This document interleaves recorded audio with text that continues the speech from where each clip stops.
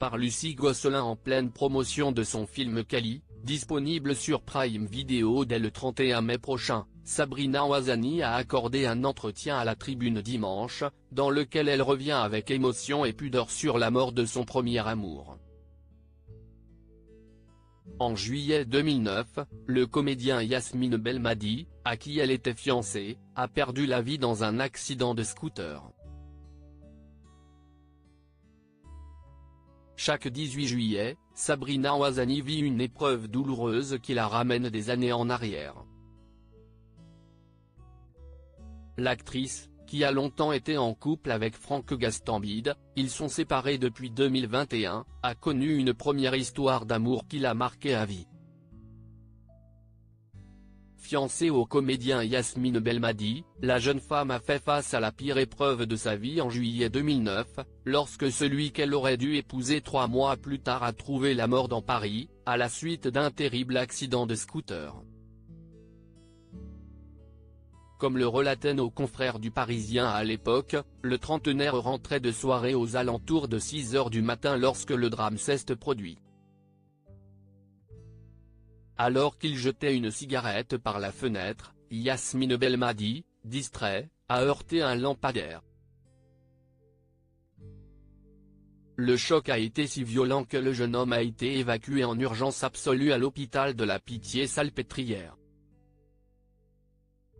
Malheureusement, les blessures se révéleront fatales, et l'étoile montante du cinéma français, qui avait reçu en 2000 le prix du jury du meilleur second rôle masculin au festival Jean Carmet de Moulins pour un déménagement considérable, décédera à l'âge de 33 ans.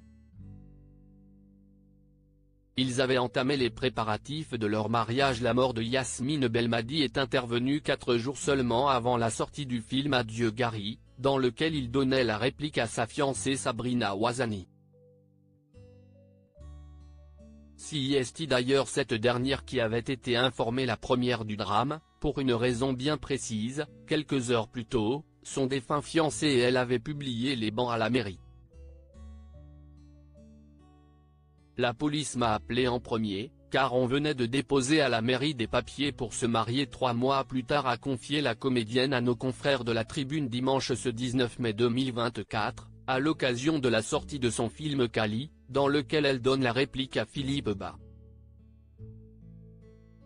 Sabrina Ouazani a dû assumer la lourde tâche d'annoncer la terrible nouvelle à ses proches, et à la famille de Yasmine. J'ai dû prévenir sa famille.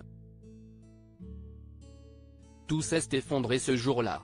Aujourd'hui, alors qu'elle s'apprête à tristement célébrer le 15e anniversaire de la mort de son éternel premier amour, Sabrina Ouazani a tatoué son initiale sur son poignet, afin de ne jamais l'oublier. J'y pense tous les jours. C'était quelqu'un de si libre, un acteur doté d'un instinct hors norme. Un animal sur les tournages. Sans lui, je vivrais toujours avec un petit goût amer et de moins bien.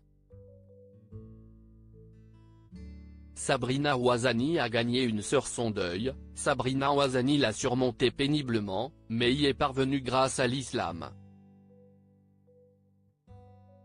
C'est ce que révèle la sœur du défunt, avec laquelle Sabrina a gardé contact. Bien des années après le terrible drame, Sabrina s'en est remise à Dieu, pour se relever de cette épreuve.